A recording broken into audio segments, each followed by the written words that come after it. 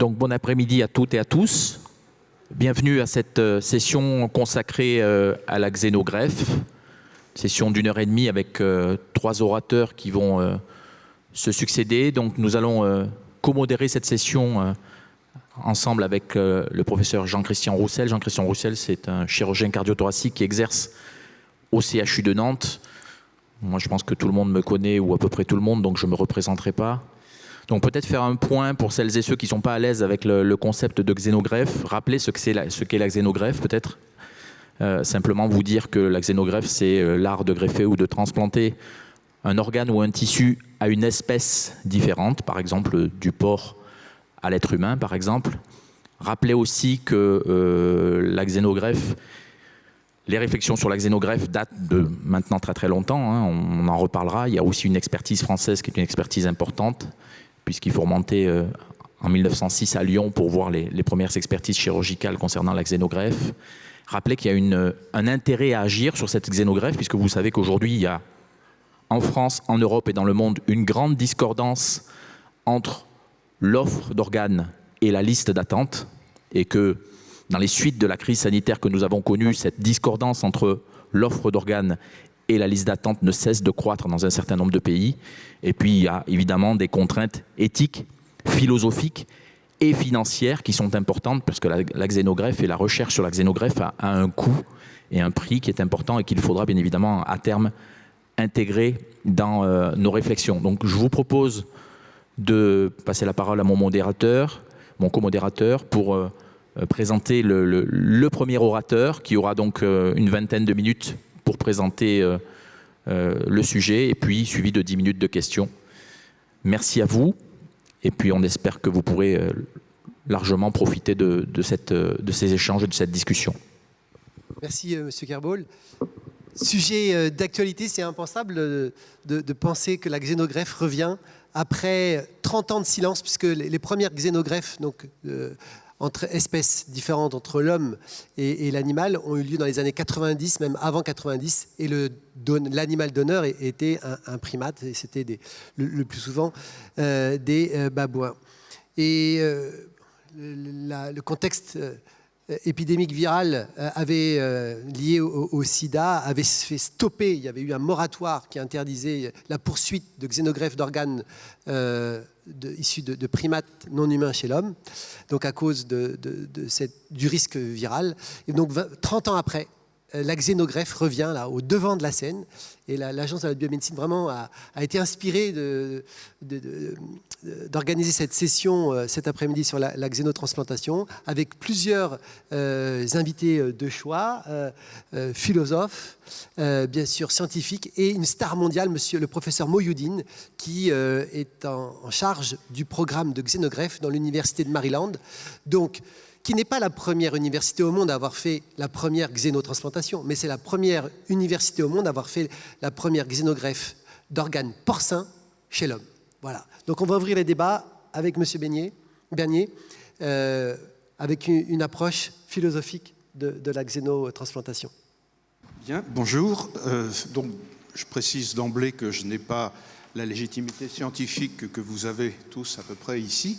Moi, je ne suis qu'un spécialiste de représentation. Les philosophes, ils travaillent essentiellement sur la représentation, sur les croyances, sur la formulation d'idéaux, etc.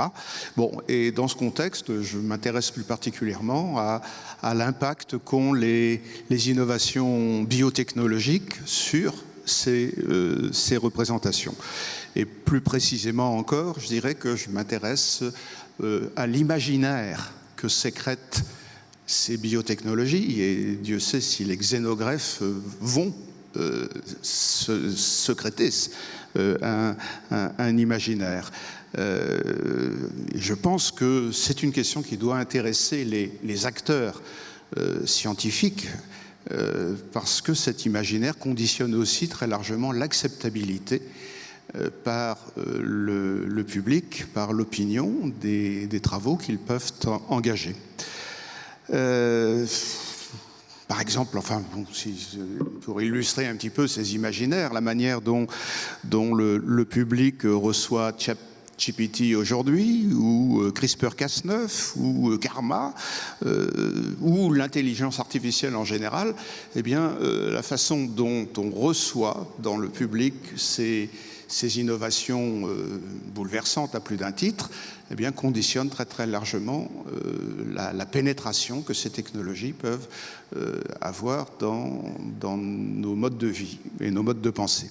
Alors vous avez rappelé très, très justement ce qu'on aime toujours rappeler quand on tient un propos un petit peu général, c'est l'histoire des xénogreffes n'est pas tout à fait récente. Vous la situez avec Jaboulet, hein, le chirurgien Jaboulet, au début du XXe siècle, qui avait réalisé cette greffe de rein de cochon. Hein.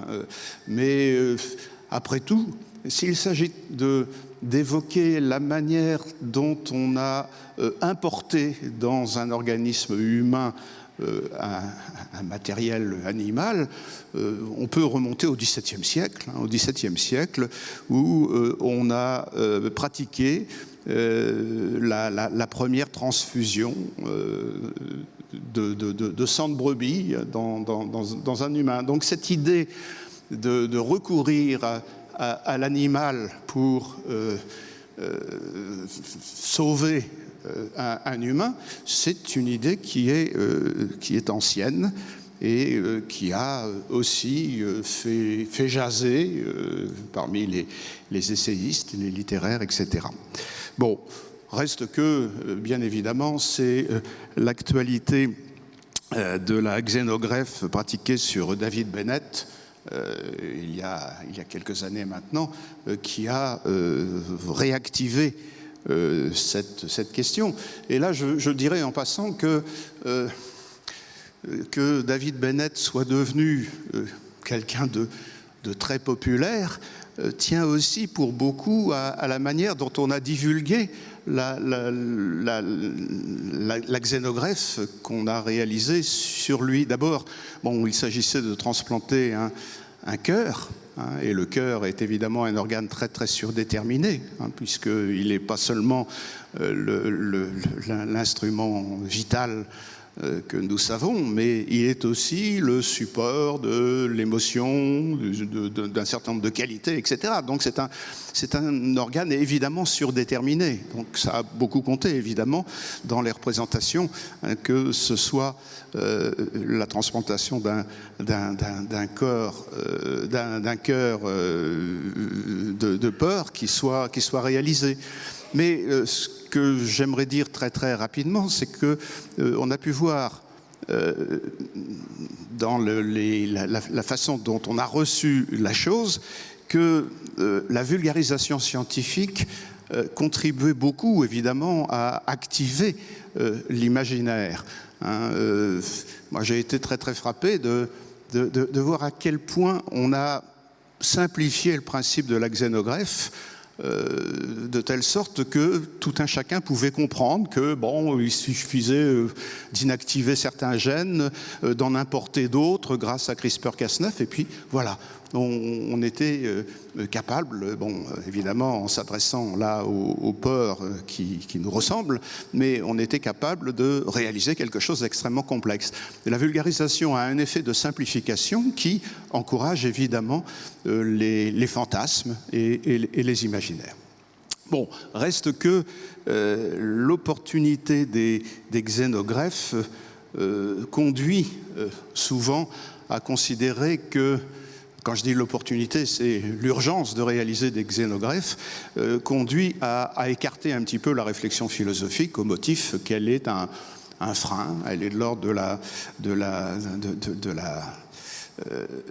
la spéculation, et donc à ce titre elle peut être considérée comme superfétatoire. J'y reviendrai tout à l'heure. Vous avez rappelé que le manque de greffons était un argument fondamental pour relancer les xénogreffes avec les instruments dont nous disposons aujourd'hui. Ce manque de greffons, bon, il est souvent imputée à deux facteurs. Il y a un facteur très anecdotique, mais j'ai souvent entendu dire que, par exemple, c'est presque dérisoire comme argument, mais l'amélioration de la sécurité routière aurait par exemple rendu les greffons plus rares. Bon. Mais plus sérieusement, on se dit aussi que il y aurait une diminution du sentiment de solidarité à l'échelle de l'espèce, du fait notamment des perspectives de produire des organes artificiels avec les IPS. Bon. Donc là aussi, on voit bien que des facteurs exogènes à la science et qui relèvent des représentations interviennent évidemment pour conditionner l'activité de transplantation. Alors l'acceptabilité des xénogreffes, elle pose des questions philosophiques si l'on entend par là qu'elle implique des représentations mentales, des croyances, comme je le disais, et des engagements. Par exemple, on ne s'étonne pas de considérer que la question de l'identité, pas seulement l'identité immunitaire, pas seulement la distinction entre le self et le non-self, mais aussi l'identité spécifique. Moi, humain, et l'animal. Cette question de l'identité, c'est évidemment une question qui admet un traitement philosophique. Et même on pourrait dire que cette question, elle est d'autant mieux résolue qu'on ne se crispe pas sur ce qu'on appelle le spécisme. Le spécisme, donc, c'est cette focalisation sur le découpage zoologique en espèces. Eh bien, on peut dire que moins on se crispe sur ce spécisme et plus on est accessible à l'idée d'une solidarité à l'échelle de l'ensemble du vivant, qui rend parfaitement légitime et presque souhaitable les xénogreffes. Alors, ça exige évidemment cette opération qui consiste à considérer la solidarité du vivant comme mise à disposition des transplantations. Ça exige qu'on minimise ce qui faisait jadis la spécificité de l'humain, qui est encore évidemment au centre, c'est-à-dire je dirais les attributs dits spirituels de l'humain, les attributs qui tiennent au fait qu'il a une conscience, qu'il est capable de s'inscrire dans une histoire, enfin, etc.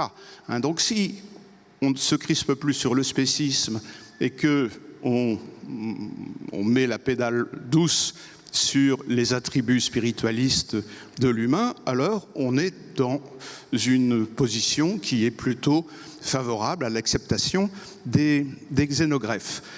Si je le dis de cette manière-là, c'est que on voit bien que les résistances aux xénogreffes, elles viennent assez communément des adeptes des religions et des religions monothéistes et des humanistes en général, qui voient d'un fort mauvais œil que l'on passe sous silence, en quelque sorte, la spécificité de l'humain dans l'opération. Si je le dis en invoquant les religions monothéistes, c'est que dans le contexte asiatique, dans les religions orientales, on n'a pas, peut-être même du tout, cette prévention. Les philosophes ont très tôt distingué ce qu'on appelle les ontologies, les conceptions de l'être en Occident et en Orient. Quand nous, en Occident, on pense la vie, la notion de vie, on la pense par référence à l'organisme, spontanément. Le vivant est associé à l'organisme. Et l'organisme, c'est une totalité autonome. Et le problème des transplantations, c'est le problème de léser un organisme, de l'amputer de quelque chose, de lui retirer quelque chose. Et c'est ça qui fait question. alors que dans le contexte oriental, la vie, elle est plus volontiers pensée à l'échelle du tissu. L'ontologie, elle est à ce niveau-là. Et c'est la raison pour laquelle les Asiatiques sont beaucoup moins portés que nous aux questions de bioéthique, parce que spontanément, que la vie puisse se négocier en termes de tissu ne fait pas problème. Mais reste qu'en Occident, on commence à percevoir une tendance à tourner le dos au dogme judéo-chrétien. On est largement dans un contexte déchristianisé, comme on le dit. Cette tendance à tourner le dos au judéo-christianisme sert la cause de l'acceptabilité des xénogreffes. Je pourrais évoquer une actualité. Le 4 octobre dernier, le pape François a émis une lettre intitulée Laudato Deum, dans laquelle il développe une conception assez nouvelle de la part d'un religieux, une conception du monde, une conception que je dirais holistique, qui prend les choses au niveau de la totalité. Il défend une représentation systémique de la nature, et tout cela contribue d'une certaine façon à minimiser la place privilégiée que pourrait occuper l'humain dans ce qu'il appelle, comment appelle-t-il ça, oui, la maison commune, et donc du coup, une plus grande latitude est accordée à l'idée qu'on puisse solliciter le continuum vivant de ce monde-là. La solidarité avec l'animal devient aujourd'hui quelque chose comme une évidence. Alors certains philosophes ont traduit la chose de la manière suivante, en disant, ben voilà, avec le XVIIe siècle scientifique, Galilée, Descartes, on était dans un contexte où le mécanisme prenait le pas sur toute autre conception. Et Bruno Latour, par exemple, disait que la modernité qui naît à ce moment-là naît sur la base de grands partages. On fait des grands partages, et l'un des grands partages, c'est l'humain et le non-humain. Eh bien, Bruno Latour est un philosophe qui a passé l'essentiel de sa carrière à scander que ce grand partage, il n'était pas tenable, et que nous n'étions pas foncièrement modernes, que nous avions encore au fond de nous une espèce d'animisme spontané qui fait que la relation à l'animal, elle est valorisée, surdéterminée, loin que nous soyons portés à considérer l'animal comme une machine qui ne souffre pas et qu'on peut manipuler. Il y a chez l'animal ce qu'on appelle maintenant une sentience, c'est-à-dire une aptitude à la sensibilité. Et cette aptitude à la sensibilité devrait nous détourner d'instrumentaliser l'animal. Donc la question éthique, c'est évidemment celle-ci, de savoir est-ce qu'on peut tenir pour rien le fait que l'animal soit un être sensible. Il n'est pas un sujet de droit, cet animal. Bien sûr, il reste considéré par les juristes comme une chose, mais il n'est pas accessible à la responsabilité, il n'est pas capable de consentement, mais malgré tout, il bénéficie de la protection juridique comme être vivant, et l'idée est en train de se développer qu'il pourrait bien relever de cet impératif que le philosophe Emmanuel Kant avait formulé, qui disait qu'au fond, il faut traiter, Kant disait l'humain, jamais seulement comme un moyen, mais toujours aussi comme une fin. Eh bien, l'idée s'installe de plus en plus que l'animal devrait lui aussi relever de cet impératif catégorique et nous interdire de faire prévaloir des impératifs d'efficacité, d'utilitarisme, pour lui ménager une place qui nous interdirait de le maltraiter. Les animalistes, comme on les appelle aujourd'hui, disent fréquemment que si nous nous mettons à maltraiter les animaux avec lesquels nous nous reconnaissons néanmoins une parenté, eh bien, nous serions de la même manière tout à fait capables de maltraiter les humains eux-mêmes. Il n'y aurait plus de raison de ne pas le faire. Au registre de ce qui apparaît facilement comme un fantasme à l'égard des xénogreffes, il faut aussi prendre en compte la crainte que le recours à l'animal, en tant que pourvoyeur d'organes génétiquement manipulés, ne conduise soit à son humanisation, soit à l'animalisation du receveur. Ce sont évidemment des fantasmes, et des fantasmes qui sont souvent utilisés par l'imaginaire, les médias, les cinémas, etc. Donc l'idée que des phénomènes éventuellement épigénétiques puissent provoquer des mutations, cette idée se développe. Je crois qu'il y a un film actuellement dans les salles, ça doit s'appeler Animals, je crois, qui gère cette éventualité. Et on voit que dans l'imaginaire contemporain, cette éventualité d'une mutation génétique pourrait conduire à tenir les xénogreffes comme une pratique d'apprenti sorcier dont il faudrait se débarrasser. L'acceptabilité des xénogreffes, elle est aussi, d'une façon générale, facilitée par ce que les philosophes appellent volontiers un antisubstantialisme. Il y a dans notre temps un antisubstantialiste qui émerge surtout aujourd'hui à travers l'idée d'une culture dite trans. La culture trans qui se développe et qui fait l'objet de débats dans le contexte de ce qu'on nomme aussi le wokisme. C'est, pour le dire plus simplement, la mise en question de la notion de nature humaine. L'antisubstantialisme, c'est la position de ceux qui refusent l'enfermement de l'humain dans des catégories fermées, le genre, le sexe, la classe sociale, etc. Et c'est également la position de ceux qui utilisent de manière soit très idéologique, soit très fantasmatique, le thème de la plasticité attestée par les neurosciences ou ce qu'un transhumaniste américain appelle la liberté morphologique.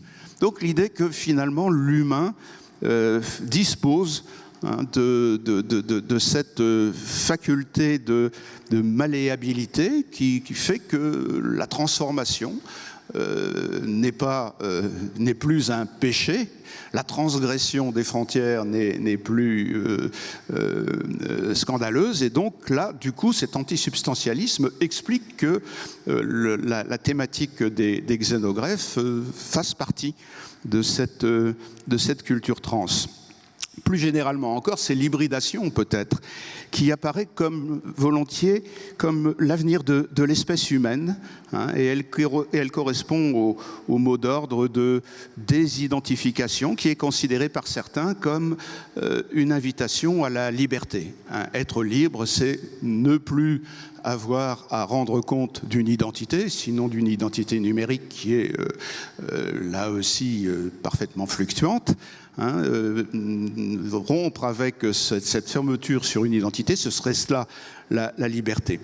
Et cette hybridation, par exemple dans la littérature transhumaniste, elle est souvent invoquée à propos du cyborg, quand on dit l'hybridation de l'électronique et de l'organisme sera un facteur de sauvegarde de l'espèce, ou invoqué aussi à propos de l'être biogénique, qui est l'autre version de ce qu'on considère comme éventuellement le post-humain.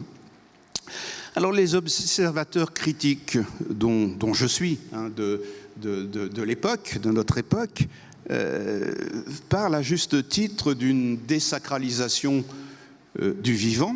Vous savez, le sacré, c'est un terme qui signifie d'abord la séparation. Hein, le mot viendrait de sekurus, la hache qui coupe en deux. Hein. Bon, l'hybridation fait partie d'un scénario qui contribue à cette désacralisation, puisqu'on met en continuité des éléments qu'on devrait tenir à distance. D'une façon générale, l'idéologie techniciste qui est la nôtre est le prétexte pour se débarrasser de quelques préjugés de nature religieuse et métaphysique.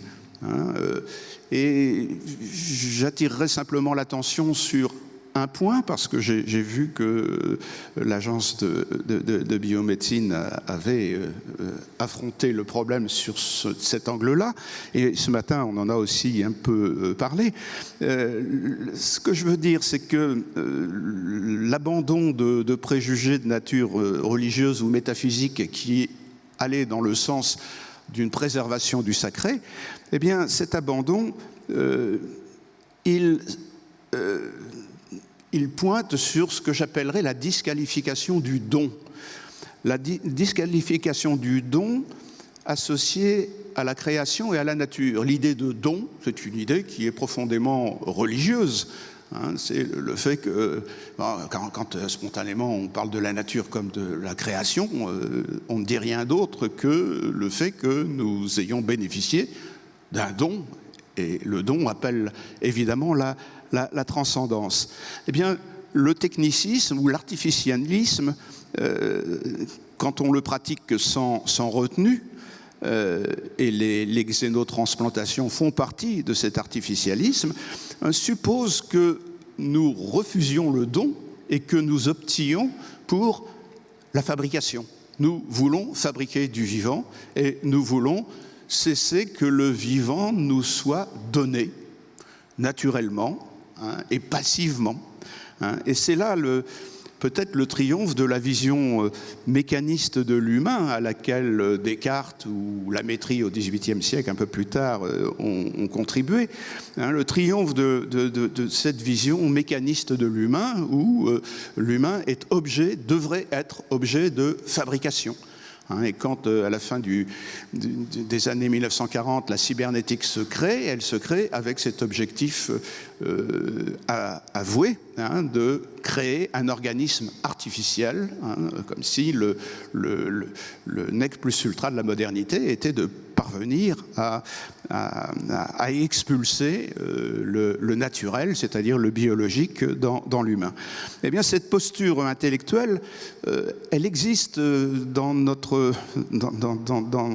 l'esprit du temps, et elle trouve aujourd'hui sa traduction dans l'usage quasi spontané que le monde médical fait du lexique de la réparation. C'est une marotte chez moi que de pourchasser ce lexique de la réparation, cette idée que la maladie est une panne qu'on doit pouvoir réparer, et qui évacue complètement l'idée de soin. Hein, le soin étant en passe de devenir une idée réservée aux situations dans lesquelles on ne peut plus réparer. Hein, on ne parle jamais autant de soins que dans les unités de soins palliatifs. Lorsqu'on dit au patient, on lui fait comprendre qu'on ne peut plus rien faire pour lui et que désormais, puisqu'on ne peut plus rien faire pour lui, on va le soigner. Hein, paradoxe, hein, mais qui en dit long sur cette avancée d'une vision mécaniste du vivant. Et la mort elle-même, vous le savez, elle est considérée comme la maladie suprême avec laquelle on doit pouvoir en finir. Hein, et je n'ai pas besoin d'évoquer là les billevesées d'un certain nombre de mouvements transhumanistes. Les contraintes du direct qu'il faudrait qu'on... Voilà, je vais conclure. Hein. Bon, je conclus sur cette désacralisation du vivant, hein, que j'évoquais, que j'associe, moi, à un homme qu'on ne touche pas en général, qui est François Jacob. Mais quand il écrit La logique du vivant, en 1970, hein, il écrit expressément ceci: dans les laboratoires aujourd'hui, la vie n'est plus que de l'algorithme. Hein, et c'est pour moi peut-être le symbole de cette désacralisation que j'évoque là. Bon, j'ai sous les yeux le rapport 061 du CCNE sur l'éthique de la transplantation, hein, ça date de juin 1999, mais qui évoque les conditions d'acceptabilité des transplantations, hein, et qui met en lumière des chiffres qui sont loin d'être inintéressants. Hein. Je regarderai simplement le dernier. Hein, 75% des personnes interrogées estiment que la xénotransplantation est une voie d'avenir. Hein, mais on souligne bien que c'est un pourcentage qui s'accroît, qui atteint ce niveau-là lorsque les individus sont personnellement concernés et sont en cas de risque vital. Voilà, donc je conclurai simplement en disant que s'il est question de survie, tous les moyens sont bons, évidemment, et la xénotransplantation est un moyen qu'il faut privilégier, et un moyen d'avenir. Mais c'est un débat qu'a ouvert la pandémie, que de savoir si la question de survie doit pouvoir justifier tout. L'idée même que la xénogreffe puisse conduire à supprimer le sentiment de dette qui habite le greffé quand il reçoit son greffon d'un donneur humain, cette idée, elle est abandonnée avec un certain cynisme, hein, confortant cette désymbolisation qui est parfaitement cohérente avec l'instrumentalisation du vivant. Hein. Bon, il y aurait sans doute aussi à dire concernant ce sentiment de dette que les greffes, les allogreffes entretiennent et que les xénogreffes risquent de faire disparaître parce que qui songerait à gratifier le peur du service vital qu'il rend en se sacrifiant. Voilà, merci.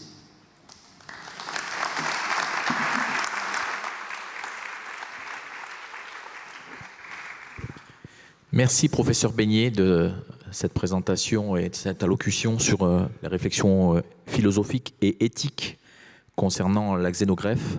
Je vous propose d'enchaîner avec le professeur Bastien. On s'aménagera une petite partie d'échange et de questions-réponses avec la salle. Donc, je présente furtivement Olivier, mais tout le monde le connaît, en tout cas beaucoup d'entre vous le connaissez. Donc Olivier, c'est un professeur d'anesthésie-réanimation qui a exercé sur Lyon, qui a été directeur du prélèvement et de la greffe organes-tissus à l'Agence de la biomédecine. Donc mon prédécesseur, et c'est grâce à lui que je suis à l'agence aujourd'hui. Donc merci à toi Olivier.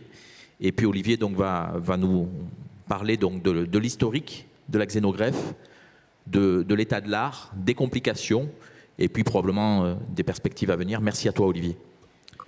Merci beaucoup. Merci à l'agence de me donner l'opportunité de débattre avec vous de ce sujet que j'essaie de discuter depuis 2015 maintenant et vous verrez pourquoi.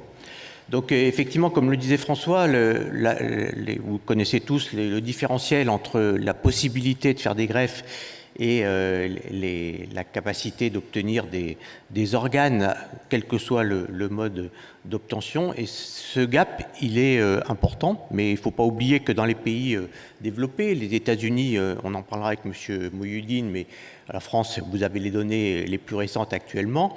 Mais dans d'autres pays, et là j'ai pris un article chinois, ce différentiel, il est encore plus important parce qu'effectivement, Monsieur Messier disait la représentation dans les pays d'Orient est différente, mais il y a aussi des obstacles au prélèvement d'organes sur les personnes décédées dans ces pays.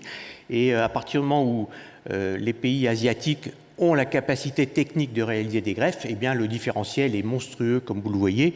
Et donc pour eux, et la Chine en est un des premiers exemples, mais le Japon, la Corée du Sud ou Taïwan ont également développé des programmes de xénogreffe très tôt par rapport aux pays comme la France. Pourquoi ? Parce que ce besoin était ressenti. Alors bien sûr, on peut débattre de l'utilitarisme, néanmoins, c'est une réalité. Après, dans l'histoire, effectivement, on ne montera pas la mythologie, je vous rassure tout de suite, mais avant les lois de bioéthique, la chirurgie expérimentale et les chirurgiens, en particulier certains chirurgiens français comme Mathieu Jaboulet, comme tu l'as dit, ont essayé bien sûr différents types de greffes à partir d'organes d'animaux. Un coup, c'était la chèvre, un coup, c'était le porc, un coup, c'était voilà, le mouton. Mais toutes ces greffes ont été des échecs, sauf que, avec Alexis Carrel et d'autres chirurgiens, le principe expérimental de la greffe et de la suture vasculaire s'était développé et donné voilà, la possibilité de réfléchir à ce développement futur, développement qui, bien sûr, se heurtait à la connaissance de l'immunologie de l'époque, et on va voir pourquoi dans l'ère moderne, ceci est réapparu après une grande phase de silence. Alors, on a lâché le mot chimère. Alors, le mot chimère, sur le plan médical, c'est pas du tout la chimère mythologique, c'est une définition très précise du mélange, on va dire, du matériel génétique différent de différentes cellules, et bien entendu, l'objectif de la xénogreffe n'est pas de faire des chimères, mais par contre, la chimère existe en toutes les transplantations, et en transplantation en allogreffe, eh bien, le microchimérisme, c'est-à-dire la circulation de cellules issues du donneur, existe et parfois tolérée longtemps, et on a même cherché à la développer, que ce soit dans les allogreffes composites des bras ou dans des greffes de poumons, où on a volontairement fait des petites greffes de moelle osseuse de façon à améliorer ce microchimérisme, et c'est une voie de recherche pour induire aussi de la tolérance. Alors après cette période très historique, il y a eu une période plus moderne qui a coïncidé avec le développement des immunosuppresseurs et de la cyclo en 80. Alors au début, on a même essayé de faire des greffes temporaires, des greffes de sauvetage, en particulier de foie, et puis ces greffes temporaires ont permis quand même des survies dans des hépatites fulminantes, champignons, des choses comme ça. Mais toutes ces greffes aboutissaient à des nécroses, comme vous le voyez, des tissus qui s'infarcissaient, on a même essayé de passer ces patients aux caissons hyperbares de façon à leur permettre de se réoxygéner et de passer peut-être un cap. Il y a eu une vraie rupture, là aussi, avec la chirurgie cardiaque, avec Babyface, à Loma Linda aux États-Unis, où, à partir d'un cœur de babouin, on a essayé de transplanter un bébé. Et cet enfant est décédé après 1 mois de greffe, à une époque où il y avait peu d'immunosuppresseurs, il y avait déjà la cyclo et les sérum anti-lymphocytaires. Et elle n'est pas morte de rejet, elle est morte d'infection, en fait. C'est la petite photo en bas. Suite de ça, il y a eu certaines écoles qui ont continué un programme de recherche expérimentale, et puis on s'est orienté avec le développement des cellules pluripotentes et de la recherche sur l'embryon à se poser la question de savoir si on ne pouvait pas faire fabriquer par des animaux des organismes humains en créant des chimères. Certains, comme les Japonais, avaient même donné des autorisations de recherche qui, bien entendu, ont été ensuite arrêtées pour des raisons à la fois éthiques, mais aussi parce qu'il y avait un certain nombre de succès qui étaient des succès en trompe-l'œil, c'est-à-dire qu'en fait, on croyait fabriquer des vraies chimères ou des organismes humains, des organes humains à partir d'animaux, mais ça ne fonctionnait pas. Donc, indépendamment des questions éthiques que cela posait, ces voies de recherche ont été abandonnées. Et en fait, si on résume cette période la plus récente, il y a eu 2 grandes périodes. Il y a eu une période avant la vache folle, où la recherche se concentrait sur le contrôle du rejet qui était immédiatement détecté. Et puis la vache folle a fait prendre conscience que les zoonoses étaient un risque majeur pour l'humanité, et donc tous les programmes se sont arrêtés instantanément.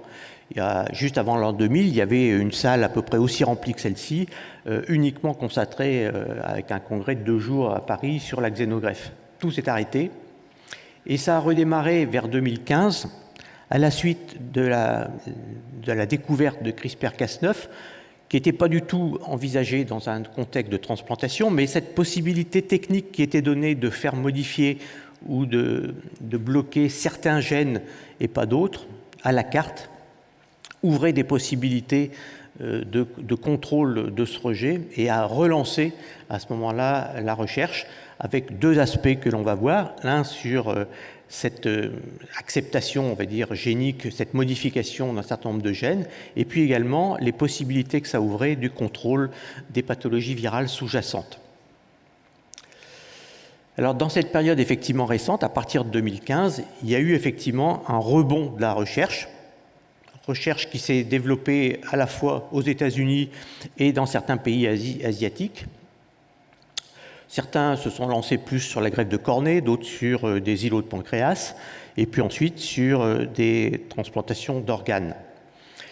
Alors, avant de passer à l'étape clinique humaine, ce qui sera le cas de la présentation du professeur Mohiuddin, eh bien sûr, on a fait d'abord une validation en passant des greffes de porc sur des grands singes, des babouins, ce qu'on appelle des NHP, non-human primates, de façon à valider le concept même de la xénogreffe dans la période où on était capable de modifier génétiquement ces animaux de façon à masquer certains gènes, responsables ou pas de rejet.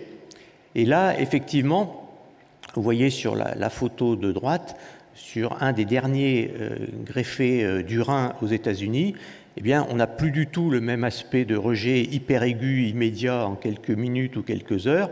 On a un organe qui urine, un organe qui est rose, qui est vascularisé, et la biopsie qui est intéressante parce qu'elle ne montre pas, peut-être des lésions glomérulaires, mais ne montre pas de rejet hyper aigu. 2017, la FDA s'est déjà saisie de cette question de la xénogreffe et a commencé à donner des accords, en particulier pour le début des essais cliniques des îlots de pancréas aux États-Unis, la Chine également et la Corée également, qui ont fait une dizaine à ce moment-là de xénogreffes d'îlots de pancréas, avec des résultats dont on peut discuter, qui ne sont pas tous publiés, mais qui montrent la difficulté technique. Il ne suffit pas d'un concept simplifié, on va dire, comme on le rappelait dans le précédent exposé, mais là, on rentre dans la réalité médicale et l'hypertechnicité nécessaire à ce type de transplantation. Et puis, 2022, première xénogreffe de cœur de porc que l'on va développer dans l'exposé suivant. Porc développé par des compagnies américaines, en particulier Revivicor. Et puis, 2022, vous voyez qu'on débat là actuellement des problèmes éthiques, etc. Mais 2022, la FDA fait déjà un meeting, non pas de savoir si sur le plan éthique, il faut continuer ou pas, mais on est dans un meeting de regulatory affairs, c'est-à-dire qu'on encadre, on prévoit déjà l'encadrement juridique et technique pour réaliser des programmes à grande échelle. Et puis ensuite, développement de 2 essais de greffe de rein, d'abord dans une première étape sur des receveurs en état de mort encéphalique pour valider l'absence de rejet hyperaigu, mais aussi de valider les différents traitements immunosuppresseurs. Il faut savoir que dans la même période, sur les greffes sur les grands singes, en Corée, il y a eu 30 greffes de reins de porc sur des grands singes, sur des périodes plus ou moins prolongées, avec des durées de vie d'à peu près 50 jours. Donc on est sur des preuves de concept déjà validées à des niveaux importants. Alors, est-ce que tout est réglé? Bien sûr que non. Il y a bien sûr des barrières. Ces barrières, elles sont de 2 grands types d'abord. Elles sont d'abord immunologiques. On a immédiatement compris le type de rejet très différent des rejets cellulaires en allogreffe. Des rejets de type hyperaigu liés à des anticorps, mais c'est des anticorps qui sont également liés à de l'immunité innée, donc acquise, et non pas comme des anticorps des DSA anti-HLA. Et ces anticorps, ils détectent, en fait, ils sont ciblés sur des protéines qui n'existent pas chez l'homme.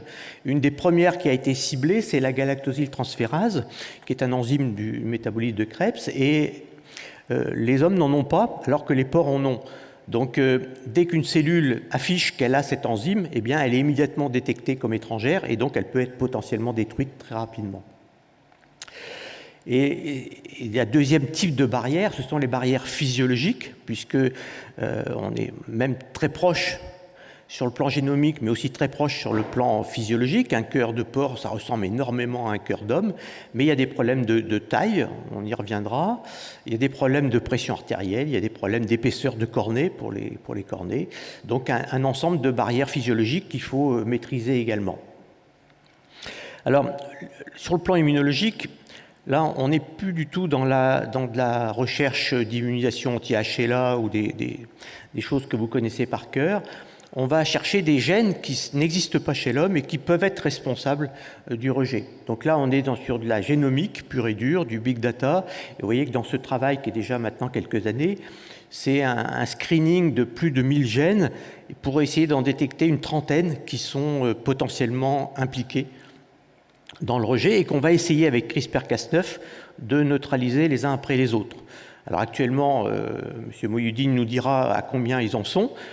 Une dizaine de gènes, c'était possible. Moi, j'avais rencontré il y a quelques années, il y a 2 ou 3 ans, une équipe américaine qui était venue me voir et qui disait qu'à la fin de l'année, elle était capable d'avoir des ports transgéniques avec 20 gènes modifiés. Donc là, on se rapproche de la cible. Et puis, ce qui est intéressant, c'est qu'il faut reproduire et analyser les différents mécanismes de rejet par d'autres équipes indépendantes. Et là, Alexandre Loupy, avec l'e-box qu'il vous a présenté ce matin, a effectivement un outil qui permet de détecter très rapidement les modifications induites par cette xénogreffe et étudier également les effecteurs moléculaires, ceux qui sont induits par ces antigènes étrangers. Et donc, sur les 2 derniers greffés du rein, il a pu obtenir des échantillons de ces donneurs et de ces receveurs et détecter que même si ces greffons marchaient très bien, ils ont duré 3 jours, parce que c'était des morts encéphaliques, donc on ne pouvait pas les faire durer plus longtemps, mais même s'il n'y avait aucun signe clinique de rejet, eh bien, il y avait quand même déjà des marqueurs qui s'allumaient, plutôt au niveau glomérulaire, et puis ça va poser la question de savoir comment on va maîtriser, parce que le rejet hyperaigu, on a bien maintenant compris les différents gènes qui étaient impliqués, on va pouvoir probablement les contrôler, mais par contre, quand il y a des marqueurs comme ça qui s'allument, ça veut dire qu'en termes de rejet chronique sur du plus long terme, il y a probablement des mécanismes qui vont se mettre en route plus lentement, plus difficilement à contrôler. Et donc là, par contre, la bonne nouvelle, si j'ai bien compris, Alexandre peut-être est encore dans la salle, c'est qu'une partie de ces effecteurs moléculaires sont déjà connus et que donc un certain nombre de thérapeutiques qui sont déjà utilisés chez l'homme, en particulier certains anticompléments, peuvent probablement contribuer à maîtriser cette phase de rejet, à la fois sur le plan aigu, mais aussi sur le plan chronique. Et d'ailleurs, quand on regarde la publication des Coréens sur les 30 greffes de reins qu'ils ont fait chez les primates, eh bien, on voit qu'ils ont modifié au fur et à mesure des années leur protocole immunosuppresseur. Ça veut dire qu'il y a eu vraiment une avancée technique. Enfin, on ne peut pas parler de xénogreffe sans bien sûr parler des zoonoses, qui sont l'autre crainte majeure dans ce type de greffe. Donc il faut bien entendu utiliser des animaux germe-free. Ça veut dire quoi un animal germe-free? C'est un animal qui est né par césarienne, qui est élevé dans un incubateur, dans un bébé bulle, qui est nourri qu'une nourriture spéciale, qui n'a aucun contact avec les humains et donc pour lequel on en a besoin au quotidien pour faire des vaccins, pour faire l'industrie pharmaceutique, mais là on est sur un niveau de sécurité sanitaire encore plus élevé. Donc ces élevages spécifiques, il faut les créer. Ça a existé en France, il y a eu une ferme, en tout cas à une époque. Et puis, on peut aussi retrouver des races anciennes. Là, je vous ai mis ça pour le fun, ça fait un petit intermède au milieu du truc. C'est un cochon sauvage dans des îles de la Nouvelle-Zélande, très isolées, où des navigateurs, il y a 200 ans, ont perdu des cochons. Ils se sont jamais rencontrés d'hommes depuis 200 ans. Ils ont un petit poids, ils sont sans germes, ils n'ont a priori pas de rétrovirus, ou en tout cas un seul. Et donc l'industrie s'intéresse énormément à ces animaux, bien sûr. Le problème, c'est d'aller les chercher, parce que c'est des îles qui sont vraiment casse-cou, quoi. Et puis, bien entendu, le risque majeur qui est identifié depuis plusieurs années, c'est ce risque de rétrovirus, c'est-à-dire des virus un peu comme le VIH, qui sont inclus dans le génome des porcs. Il y en a 3 types, ABC. Et ces rétrovirus sont potentiellement transmissibles. Il n'y a jamais eu de cas de transmission, mais en cas de xénogreffe, on pourrait les vérifier. Et d'ailleurs, ça fait partie du programme de recherche clinique, c'est de vérifier l'absence de transmission de ces perves. Alors, on peut sélectionner des races de porcs qui n'ont pas tous les perves, puisqu'il y en a 3, je vous l'ai dit. Donc, on essaie de sélectionner, en tout cas dans certaines équipes, ils sélectionnent des porcs qui n'ont pas le perve C. Et puis, bien sûr, il y a d'autres types de virus, l'hépatite E, le CMV, qui a entraîné le décès du premier greffé cardiaque, qui est légèrement modifié par rapport à l'homme. Et puis, les dernières recommandations de la FDA, c'est que, OK, on fait, mais si on veut faire, il faut suivre pendant très longtemps, probablement confiner ces patients de façon à s'assurer qu'il n'y ait pas un risque d'épidémie qui sorte des services cliniques. Donc ça aussi, c'est un problème à la fois éthique, sociétal et de recommandation.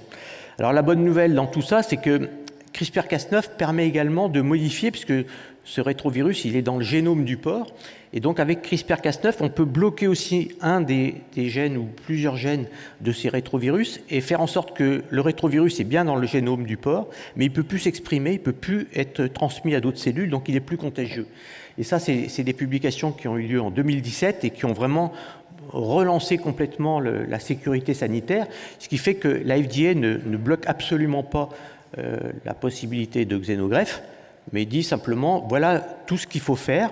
Alors, c'est déjà assez compliqué quand on fait un prélèvement d'organes sur un donneur décédé, mais alors là, quand vous lisez, je ne vous l'ai pas mis en diapo, parce qu'il faudrait 3 diapos pour lister tous les virus qu'il faut chercher et tester. Mais ça, c'est le rôle de l'industrie, je dirais. Et donc, on est dans cette période maintenant où on a des outils, on sait comment il faut faire et où il faut aller sur le plan médical.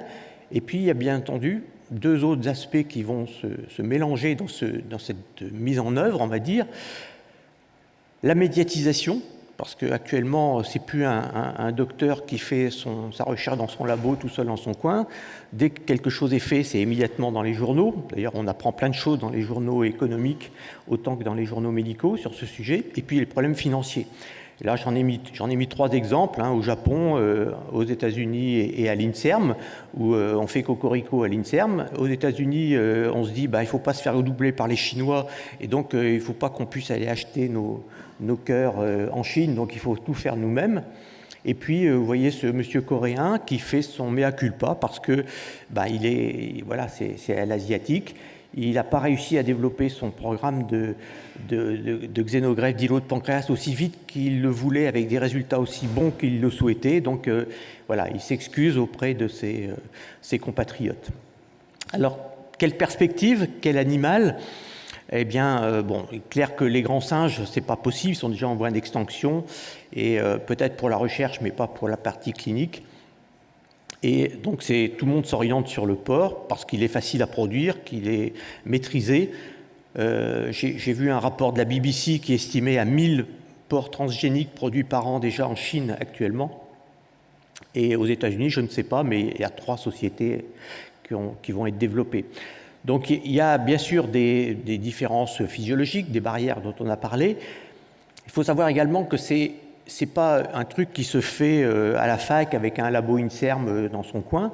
C'est une vraie biotechnologie très lourde. Il faut des nombreux ingénieurs, des bac plus 5 en première ligne pour élever les cochons, puis ensuite des docteurs en sciences, etc. C'est beaucoup de travail avec un taux d'échec encore très important, parce que quand on modifie 1 gène, 2 gènes, 3 gènes, eh bien, ces animaux transgéniques meurent facilement, donc ils sont très fragiles. Donc c'est beaucoup de travail, beaucoup de travailleurs, et donc beaucoup d'argent. Une production lente. Alors où est-ce qu'on en est ? J'ai repris deux revues très récentes de fin 2023. Il y en a une qui retrouve 14 essais cliniques dans les registres internationaux. Alors, il y a de tout, il y a de la peau, du rein, du cœur, il y a un peu de tout. Et puis, cette revue qui est très intéressante, qui essaie de reprendre, non pas, alors je ne sais pas si vous voyez bien, c'est la partie droite de la diapo, qui essaie de reprendre tous les essais, tous les cas de greffe de porc transgénique faits sur des primates, des grands singes, et qui essaie de comparer les différents types de rejets, des complications infectieuses, etc. Et donc, vous voyez qu'il y a plus de 200 ou 300 cas publiés.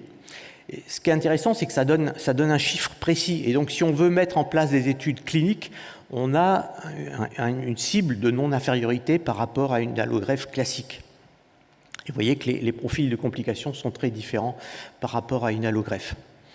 Voilà, donc tout ça se développe actuellement, ça va vite. Les Américains sont en pointe sur le sujet. Vous voyez que dans ce papier des chirurgiens cardiaques américains, la question qui est posée, c'est pas de savoir s'il faut le faire, c'est à quel patient il faut le faire. Et donc là, on se pose les questions. On ne peut pas mettre des cœurs artificiels sur tous les patients. On n'a pas toujours un cœur disponible en urgence quand on veut. Il y a des patients qui sont immunisés, etc. Donc voilà, ils définissent des profils de patients pour lesquels la xénogreffe pourrait être une très bonne alternative. Et puis, on revient également à un sujet que j'avais abordé au tout début de l'exposé, c'est la notion d'organes en technique, en mécanistique, comme dirait notre collègue philosophe, parce que, effectivement, la greffe, on pense que dans les années qui viennent, on n'aura pas de contrôle du rejet chronique immédiat. Par contre, peut-être qu'on peut passer un cap. Donc, pour le foie, pour les défaillances hépatiques, puisqu'il n'y a pas de dialyse pour le foie très efficace sur en tout cas le moyen terme. Pour éventuellement un cœur en attendant une autre possibilité de greffe, les îlots de pancréas, la cornée, on en a parlé. Et puis pour le chirurgien, c'est quand même une greffe complètement différente puisque c'est une greffe qui se fait sur rendez-vous. On est vraiment dans de l'organe médicament. Donc pour les îlots de pancréas, ce sont des élevages qui sont faits avec des productions en série d'îlots de pancréas encapsulés, donc avec moins de risques de rejet, et donc une vraie possibilité thérapeutique qui là aussi va repositionner, comme on le disait, la notion du don et du délai d'attente. Aux États-Unis, il y a 3 compagnies qui sont toutes adossées à des universités et qui développent chacun des thématiques un peu différentes, mais qui ont levé des fonds énormes et qui poursuivent, bien entendu, leurs recherches avec le projet, si j'ai bien compris, de faire 20 greffes de reins dans les 3 ans qui viennent. Alors, est-ce qu'on peut redire un petit mot aussi sur les limites éthiques, vues du point de vue du médecin ? Bien sûr, c'est la place de l'homme par rapport à l'animal, on ne va pas y revenir, mais l'acceptabilité sociale, elle semble dans les premières enquêtes, j'en ai trouvé une qui disait 45% de la population est favorable. Il y en a 30% qui ne savent pas, ils ont besoin d'informations supplémentaires, et 25% qui sont contre.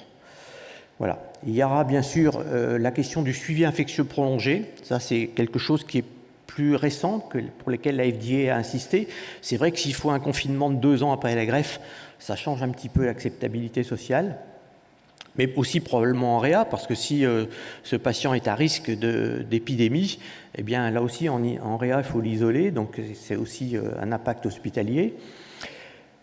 Question éthique, les Américains ont obtenu toutes les autorisations, mais en Chine, où certains disaient mais ils vont le faire, moi j'avais dit à l'agence en 2020 ils vont faire la première greffe chez l'homme, et puis ils ont eu peur probablement d'être mis au banc de la société internationale, et donc ils se sont associés avec plusieurs professeurs internationaux, américains ou australiens, de façon à avoir une caution scientifique, et ils ont édité depuis des règles qui s'appellent les règles de Shanza, qui correspondent à des protocoles, on va dire, de protection en particulier infectieuses et en termes de développement de biotechnologie, de façon à ce que leur production scientifique ne soit pas rejetée par la communauté scientifique, mais puisse être validée.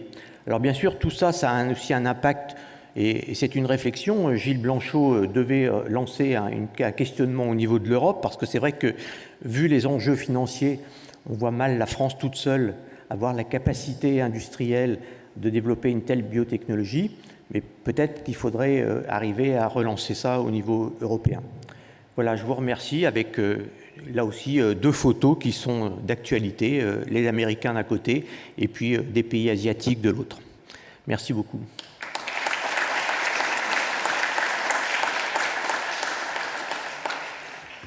Merci, M. Bastien. Y a-t-il des questions depuis notre auditoire pour nos 2 premiers présentateurs? Questions d'ordre philosophique et scientifique. Donc, alors, en attendant de traverser l'Atlantique, une question pour M. Besnier.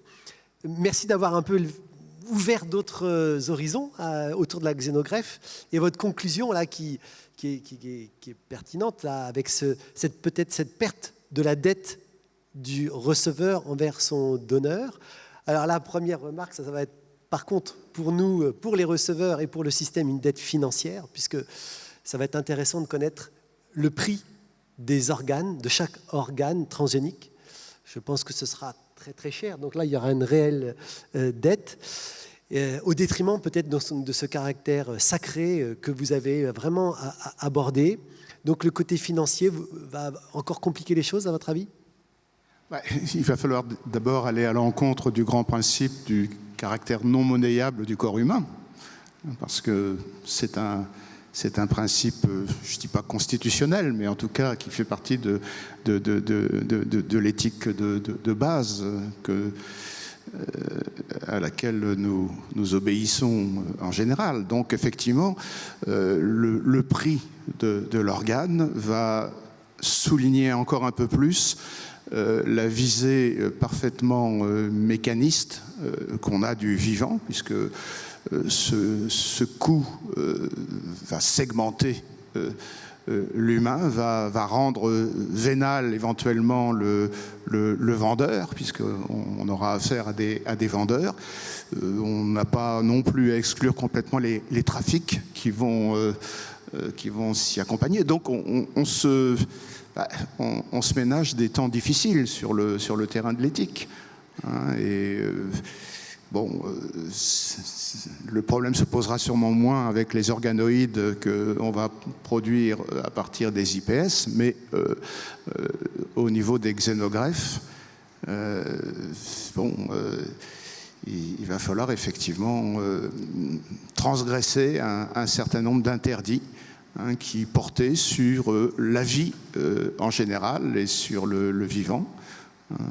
Donc, oui, on va rentrer dans un système de concurrence. Et vous, scientifiques, vous installez d'emblée dans ce système de concurrence. Parce que vous dites il faut développer les xénogreffes. Sans ça, les Américains et les Chinois vont nous damer le pion. Ce qu'on dit exactement de la même manière dans le monde de l'intelligence artificielle. Donc, cette espèce de compétitivité à l'échelle planétaire ne peut pas éviter de développer un grand cynisme dans les esprits. Mais ce cynisme passera tant qu'on considérera que l'essentiel de la vie, c'est la survie. Et c'est là le point. C'est là le point sur lequel achoppent évidemment les philosophes, les religieux, les métaphysiciens. La survie est une condition évidemment nécessaire, mais pas suffisante pour faire de la vie une vie humaine. Alors, très courte question qu'on a peut-être tous en tête. Dans un futur proche ou moyen, à moyen terme, est-ce qu'un programme de xénotransplantation en France devrait dépendre de l'Agence de la biomédecine ? Alors ça, je ne sais pas, mais je peux déjà préciser un certain nombre de choses qui vont être précisées par le docteur Mouhiedine dans la suite. C'est que globalement, un porc génétiquement modifié, avec 10 gènes modifiés, c'est environ 500 000 $. Voilà.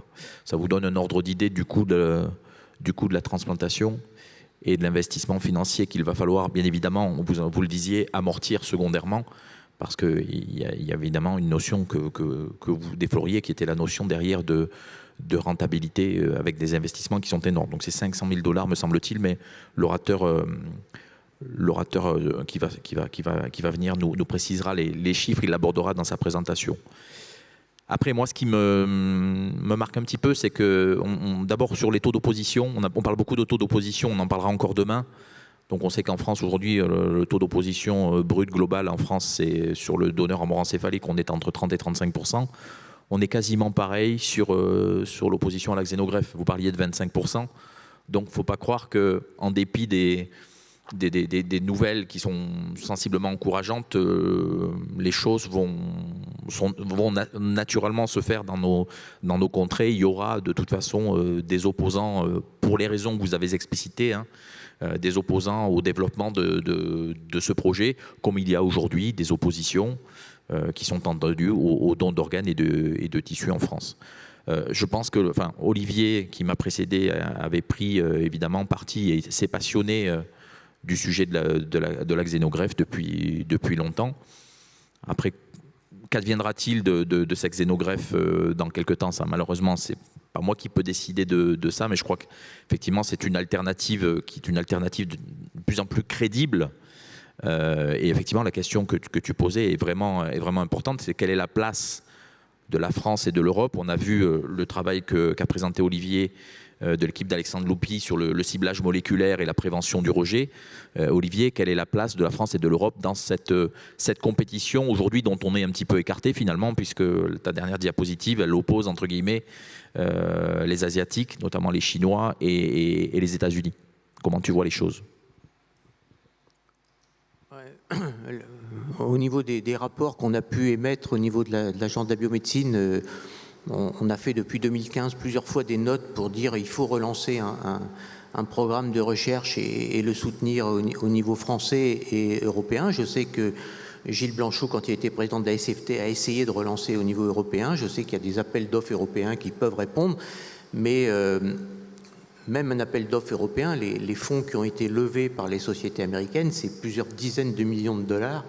Donc c'est vraiment c'est une industrie qu'il faut développer. On est plus proche de la construction d'un modèle de début d'Airbus au début que de création d'une unité de recherche classique. Voilà, très bien. On va garder les questions tout à l'heure parce qu'on est en direct. Monsieur Moyoudine nous attend. Professeur Moyoudine, est-ce que vous nous entendez? Tout à fait. C'est un grand honneur que de vous accueillir depuis vos bureaux à Baltimore. Je souhaitais simplement vous présenter au public. Vous êtes responsable du programme de xénotransplantation à Baltimore et l'année dernière, vous êtes l'homme qui a réalisé la première transplantation de cœur de porc chez l'homme. Nous sommes très impressionnés par vos recherches et c'est un grand honneur de vous accueillir. Le titre officiel de votre présentation est « Progrès dans le domaine de la xénotransplantation ». Vous avez entre 20 et 30 minutes. À vous la parole. Merci infiniment pour votre invitation. C'était tout à fait intéressant d'écouter les deux premiers orateurs et de comprendre le point de vue de différentes personnes sur les xénotransplantations. Alors, la xénotransplantation ne doit pas être vue comme une compétition entre les pays. Les xénogreffes doivent bénéficier à des patients qui attendent des greffes et qui acceptent de recevoir l'organe d'un donneur pour sauver leur vie. Maintenant, ce dont je voulais vous parler, ce sont des aspects scientifiques de la xénogreffe. On m'a également demandé d'aborder certains aspects financiers, donc j'en dirai quelques mots. Mais je voulais vous dire que nous venons de réaliser notre deuxième transplantation le mois dernier. C'était le 20 septembre, que ce patient va bien. Mais je souhaitais commencer. J'ai un petit peu modifié mon titre parce que la xénotransplantation n'est plus un mythe. C'est quelque chose qui existe. Vous avez témoigné tous de beaucoup d'intérêt à ce que nous avons fait. Nous le faisons dans le cadre d'un programme que nous appelons le programme de soins de compassion, donc pour des patients qui sont en phase terminale s'ils ne reçoivent pas ce type de greffe. Voici mes conflits d'intérêts, vous voyez mes différents financements et notamment de laboratoires pharmaceutiques. Comme vous le savez, la xénotransplantation, c'est le processus de transplanter des tissus, des organes d'une espèce vers une autre. Cependant, sur ce graphique, vous voyez qu'il y a un grand nombre de patients qui aujourd'hui sont en attente de greffe. Et même si tous pouvions trouver des organes, nous ne pourrions jamais répondre à la demande. Aux États-Unis, simplement, vous avez plus de 150 000 personnes qui sont sur liste d'attente et qui attendent un organe donneur. Et malheureusement, la plupart d'entre eux vont mourir parce que le nombre d'organes n'est pas suffisant. Donc, ce qui a été dit tout à l'heure est important en raison des mesures de sécurité. Il y a beaucoup moins de trafic d'organes, heureusement, mais maintenant il faut trouver des sources d'organes sains. Et je voulais vous parler du cœur, parce que c'est du cœur que je suis un spécialiste. Nous avons des appareils mécaniques qui fonctionnent bien, mais il y a des limites à l'utilisation de ces appareils mécaniques. Ils s'améliorent, mais continuent à poser quelques problèmes et ne peuvent répondre aux besoins de tous les patients nécessitant une greffe. Ensuite, nous avons différents mécanismes pour développer certains organes ex nihilo. Donc vous savez que des succès ont été obtenus pour développer ex nihilo des organes tels qu'un nez, des oreilles, des vaisseaux sanguins. Par contre, le cœur, personne n'y est encore parvenu. Il y a eu des tentatives pour faire pousser des organes humains chez des animaux. Vous savez que des expériences ont eu lieu. Il y a également eu des tentatives d'imprimer par impression 3D des organes humains. Alors ce sont des recherches toutes nouvelles, mais qui sont loin d'aboutir pour les patients qui sont aujourd'hui en attente de greffe.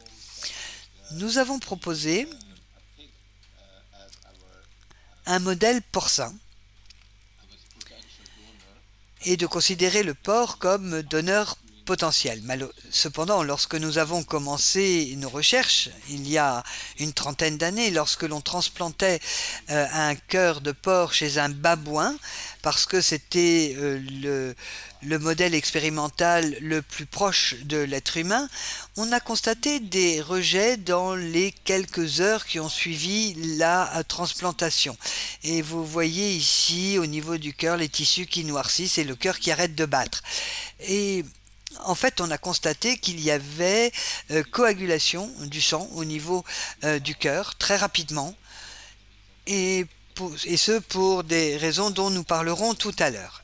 Et ce rejet très rapide entraînait un échec de la transplantation.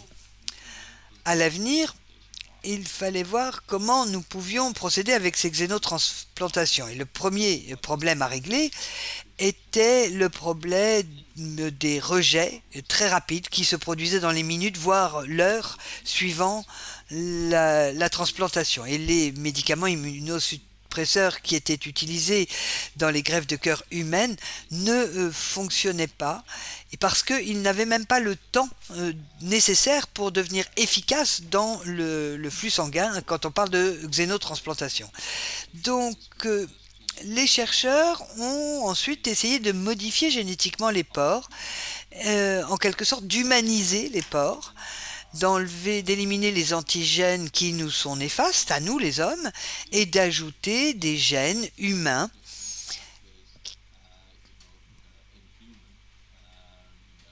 pour retravailler sur les voies humaines et que cela puisse fonctionner. Nous avons donc beaucoup travaillé sur le profil d'immunosuppression parce que, comme je vous le disais, les immunosuppresseurs ne fonctionnent pas dans le cadre des xénotransplantations, tout simplement parce que c'est une réponse médiée par les anticorps. L'une des raisons principales pour laquelle ce domaine scientifique n'a pas décollé plus rapidement, c'est la peur des zoonoses, la peur de maladies potentiellement transmissibles via les organes transplantés. Et cela est dû à des expériences lorsque l'on utilisait des organes de primates non humains et que l'on a vu des maladies passer du singe à l'homme. Mais Et c'est bien aussi la raison pour laquelle les primates non humains ne sont plus utilisés comme donneurs potentiels. Le financement de la recherche et des essais cliniques reste un défi. Comme je vous le dirai tout à l'heure, il s'agit d'une entreprise extrêmement coûteuse qui nécessite des engagements financiers très importants. Maintenant, pourquoi avons-nous choisi le porc? Eh bien, comme vous le savez, le porc est un animal qui est domestiqué, que l'on peut élever en captivité. Ce sont des animaux d'élevage. Nous avons la possibilité de modifier les porcs génétiquement grâce au mécanisme CRISPR-Cas9 ou d'autres, car nous avons la possibilité de modifier ces porcs. Leur anatomie, en fait, est tout à fait la même que celle d'un porc normal. Et quand on regarde l'anatomie du cœur d'un porc, vous vous rendez compte également que l'anatomie d'un cœur de porc est assez proche de celle d'un cœur humain. Donc c'est encore un avantage. Autre avantage à l'utilisation du modèle porcin, c'est que les porcs se reproduisent rapidement. Et le porc que l'on a pu utiliser sur M. Bennett et pour notre deuxième transplantation, eh bien, il nous a fallu 1 an pour l'obtenir. Et au bout de ce temps, l'organe avait atteint une taille qui a été considérée comme adaptée pour être transplanté dans la cage thoracique d'un être humain. Et puis, ces porcs... Le porc est un animal qui est abattu de manière régulière. Aux États-Unis, on en abat plus de 90 000 par jour. Donc vous imaginez que cela réduit les problèmes éthiques quant à l'utilisation de ces porcs. Car ce sont des porcs, évidemment, ces porcs-là sont élevés spécifiquement pour cet objectif. Pour ce qui est de la physiologie, on n'a pas encore réalisé suffisamment de transplantation de cœur de porc chez l'homme, mais il y a des différences physiologiques. Pour autant, un cœur porcin peut battre dans la cage thoracique d'un être humain, ça nous le savons. Donc, au cours des dernières années, nous avons beaucoup travaillé pour produire ces porcs génétiquement modifiés. On a travaillé sur leur génétique et nous avons développé un porc qui est actuellement adapté aux transplantations qui nous intéressent. C'est un porc pour lequel nous avons désactivé certains gènes. Donc, 3 gènes antigènes connus. Et nous avons également désactivé un récepteur d'hormones de croissance pour ralentir et pour arrêter la croissance du porc. Puis nous avons inséré des gènes humains ciblés dans le génome du porc pour résoudre les problèmes de disparité. Comment est-ce qu'on a procédé? Alors, pour les gens qui ne connaissent pas le processus, ce que l'on fait, c'est que on prélève les ovocytes,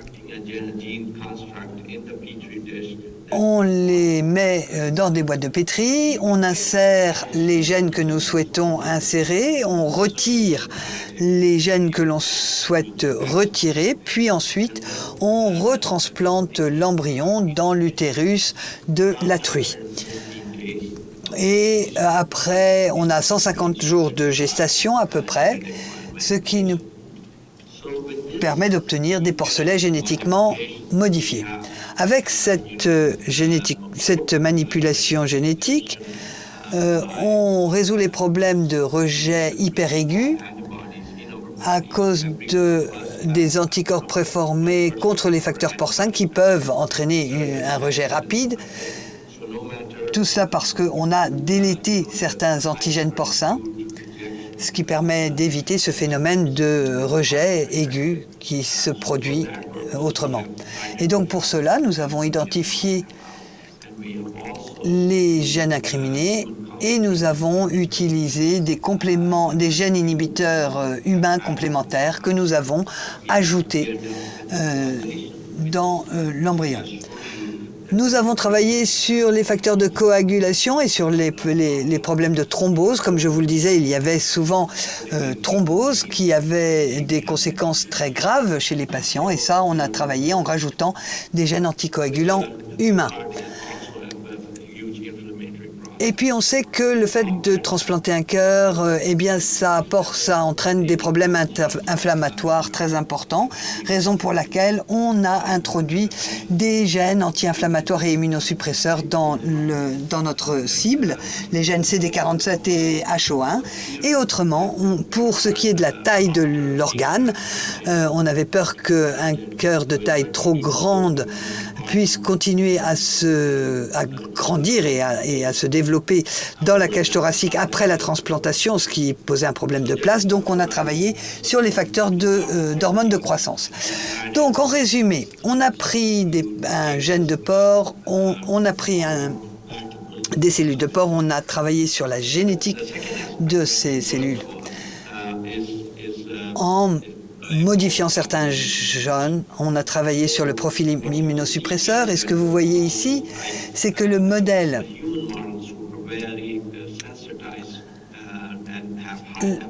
au niveau des humains, c'est très sensible et vous avez beaucoup d'anticorps humains. Et nous avons travaillé sur certains d'entre eux.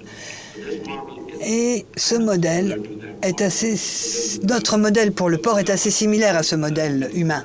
On a travaillé sur le régime d'immunosuppression. Et on a utilisé des cellules T, des anticorps qui permettent de créer les anticorps et les compléments qui sont responsables de la formation du complexe immunitaire et donc, en bout de course, responsables des rejets de greffe. Et sur une période de temps importante, au-delà de l'immunosuppression, on travaille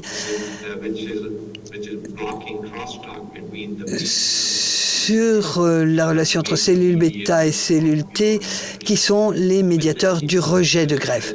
Donc, en travaillant sur cette immunosuppression, on a réussi à faire des progrès très intéressants. Donc, voici en résumé. On a travaillé sur 2 fronts.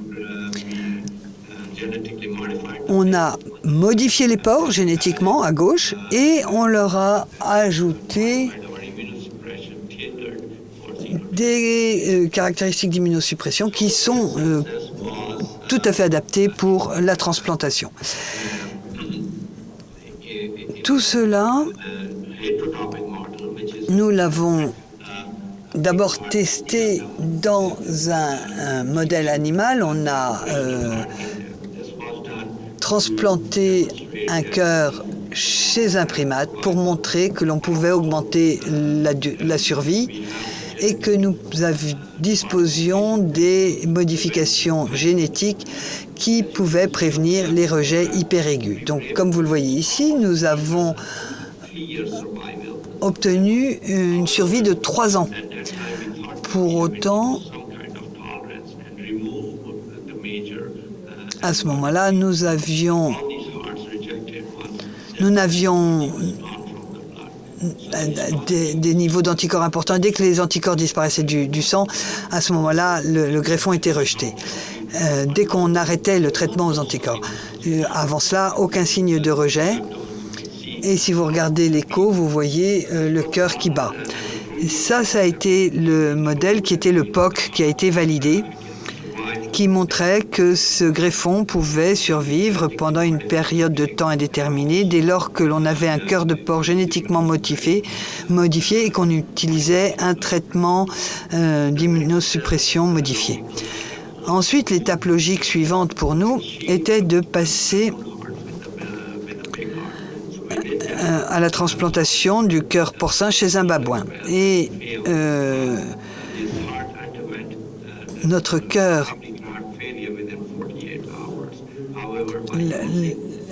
tout ça a échoué au bout de 48 heures, mais nous avons beaucoup appris nous avons vu qu'en perfusant le cœur avec une solution spéciale, qui ont pourtant tout ce qui est listé dans le tableau, avec des électrolytes, des nutriments, y compris de la cocaïne, nous avons pu prolonger la vie de ce greffon de 9 mois.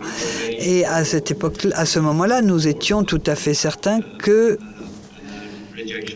nous pouvions nous affranchir des problèmes de rejet et que c'est à ce moment-là que nous nous sommes rapprochés de la FDA pour obtenir leur autorisation sur des essais sur l'homme. Ils nous ont répondu que d'abord il fallait poursuivre nos essais sur les primates non humains pour collecter plus de données, mais ils nous ont également donné l'autorisation dans ce qu'on appelle les cas désespérés, ou pour des cas de compassion, des traitements de compassion pour toute personne pour qui la greffe avait été refusée, qui ne pouvait bénéficier de cœur humain. Et à ce moment-là, nous avons eu l'autorisation d'utiliser notre procédure à titre expérimental.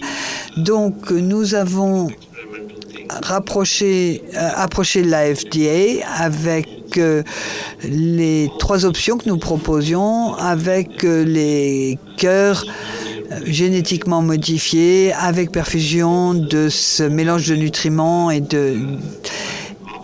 c'est ici, vous voyez les communications entre mon équipe et la FDA qui a fini par nous donner l'autorisation de transplanter un cœur. Et comme vous le savez, nous avons opéré une deuxième transplantation cette année, au mois de juillet, et le patient est toujours en vie et va de mieux en mieux et ne montre aucun signe de rejet. Donc voici notre tout premier patient. Vous savez que ce patient n'a survécu que 60 jours, mais nous pensons que c'est un énorme succès car, comme vous le savez, quand Christian Barnard a réalisé sa première transplantation cardiaque, son patient n'a survécu que 18 jours. Donc, à cet égard, nous pensons avoir beaucoup appris de ce patient qui a survécu 60 jours. Comment avons-nous avancé ensuite? Alors, la sélection du patient est un aspect très important. Voici notre premier patient, M. David Bennett, qui présentait différents problèmes. Il avait une cardiomyopathie non ischémique, il avait une arythmie très importante, et il avait dû être mis sous assistance cardiaque et respiratoire. Donc il était avec cette machine 60 jours avant l'intervention. C'était un patient qui ne respectait pas vraiment les indications de ses médecins. Il était ce qu'on appelle un patient non observant. Donc c'est la raison pour laquelle on lui avait refusé la greffe. Et ce patient a donné son accord à la xénotransplantation. Mais pour le patient suivant, nous voulions que notre patient suivant soit plus immunocompétent, alors que M. Bennett n'était pas immunocompétent. Son système immunitaire était très mauvais. Il était non observant. Nous voulions un patient observant. Nous voulions que notre patient ne soit pas sous assistance cardiaque et respiratoire avant la transplantation. Et nous avons cherché un patient qui avait des pathologies localisées, comme un cancer localisé. Et nous essayons d'éviter les patients allosensibles avec des traitements qui peuvent s'opposer à la transplantation cardiaque. Donc, aujourd'hui, il n'y a que très peu de ports disponibles et il y a des besoins énormes côté patient. Et il y a des enfants qui ont besoin de cœur et nos ports sont quelquefois suffisamment petits pour que nous puissions utiliser ces cœurs chez l'enfant. Maintenant, côté immunosuppression,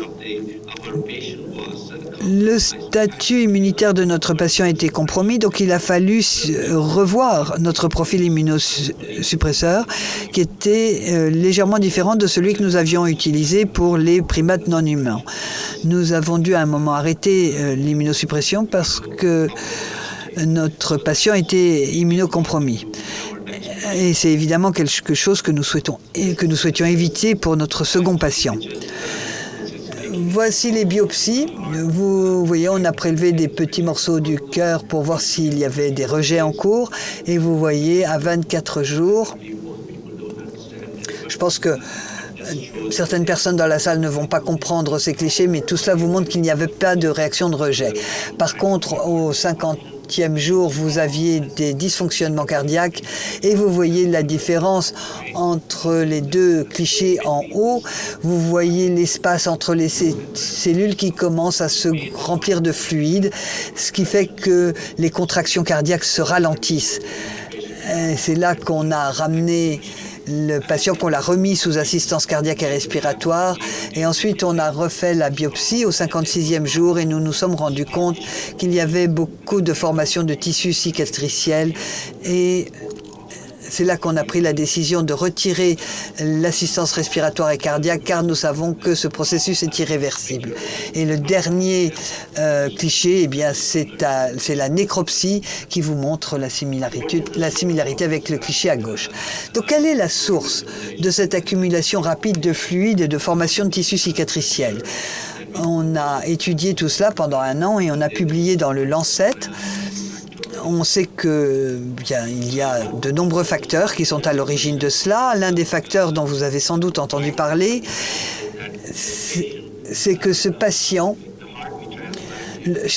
le cœur que nous avons transplanté était infecté du virus CMV. Ce virus était à l'état dormant dans ce cœur et était très profondément situé.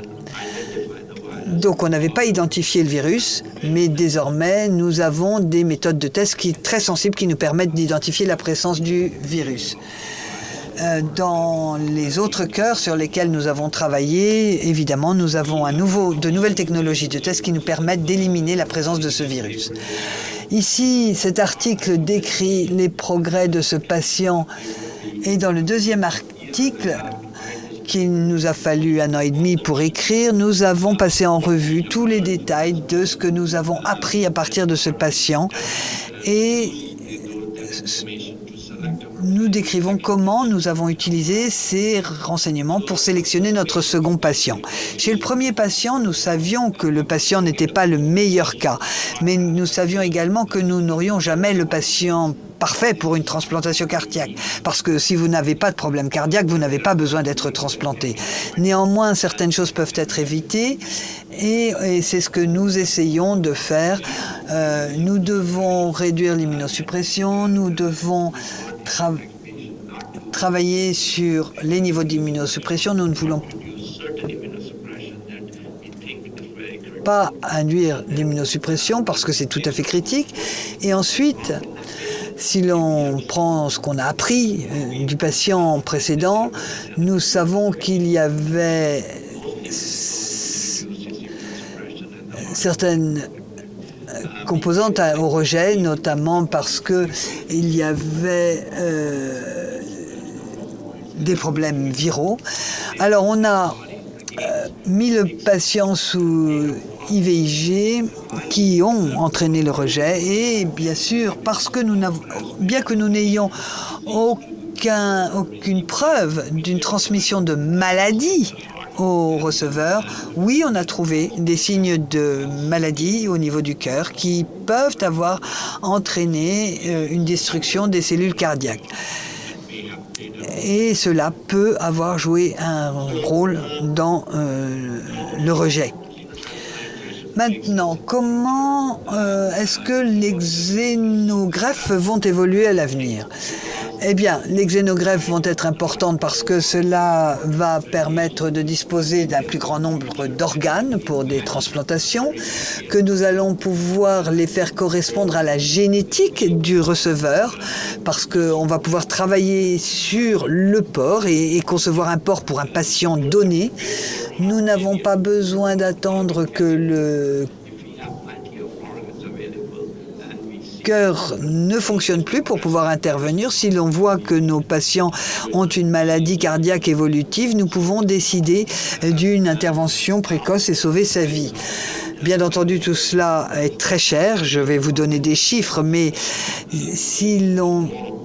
quand cela deviendra la norme, et dès lors qu'on pourra travailler sur des porcs pour leur permettre d'être donneurs de 7 organes différents pour sauver 7 vies. Et à ce moment-là, l'économie du système sera différente.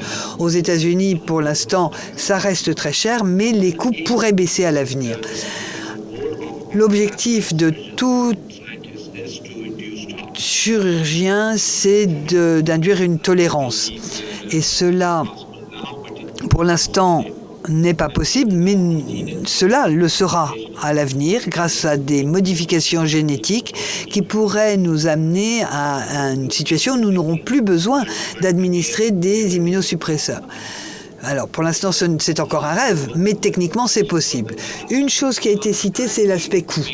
Alors, aujourd'hui, pour concevoir un porc génétiquement modifié et pour l'élever dans de bonnes conditions, eh bien, le coût est aux alentours de $500 000 pour un porc.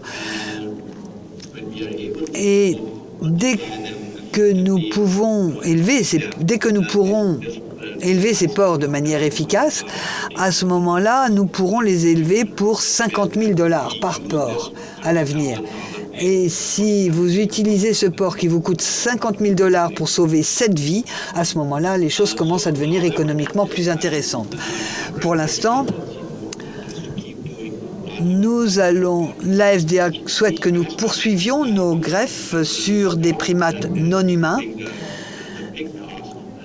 Et aujourd'hui, chaque test coûte aux alentours de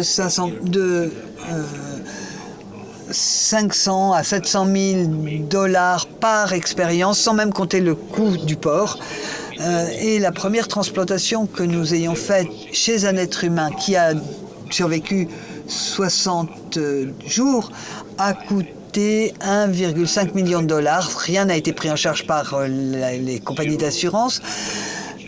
À l'avenir, alors actuellement, la prise en charge par l'assurance maladie, c'est 0, mais à l'avenir, la prise en charge pourrait tourner aux alentours de 100 à 200 000 $, ce qui est à peu près le même niveau de prise en charge que pour les allogreffes. En conclusion, je voudrais dire que les xénotransplantations sont réalisables. Nous l'avons déjà réalisé chez 2 êtres humains et nous savons que cela pourra aider ces patients qui sont désespérés et qui n'ont d'autres alternatives pour survivre. Il est possible de les retirer de la liste d'attente. Seuls les allogreffes vont devenir moins chers que les allogreffes, mais il faudra que tout cela soit réglementé. Et nous aurons besoin de stratégies de surveillance et la FDA nous a demandé d'élaborer ces stratégies de surveillance pour continuer à suivre ces patients et leurs contacts proches, et ce sur une longue période de temps, pour voir s'il y a transmission de pathologies, de maladies du porc à l'homme. Et tout cela reste évidemment un problème majeur à surveiller à l'avenir. Sur ces mots, je souhaitais vous remercier pour votre attention. Je suis désolé de n'avoir pu vous rejoindre à Paris, mais j'espère pouvoir vous rendre visite très bientôt. Voici une photo de toute mon équipe. Comme vous le savez, ce genre de réussite ne pourrait être possible seul. Tout cela nécessite l'effort de toute une équipe au niveau de la recherche et il y a de très nombreuses personnes qui ont été impliquées dans toutes ces transplantations. Et je souhaitais, pour conclure, remercier David Bennett et sa famille. Parce que sans David Bennett, notre premier transplanté, nous n'aurions pas pu opérer Monsieur Fawcett, qui est notre deuxième transplanté et qui survit aujourd'hui. Merci à toutes et à tous pour votre attention et je serai ravie de répondre à vos éventuelles questions.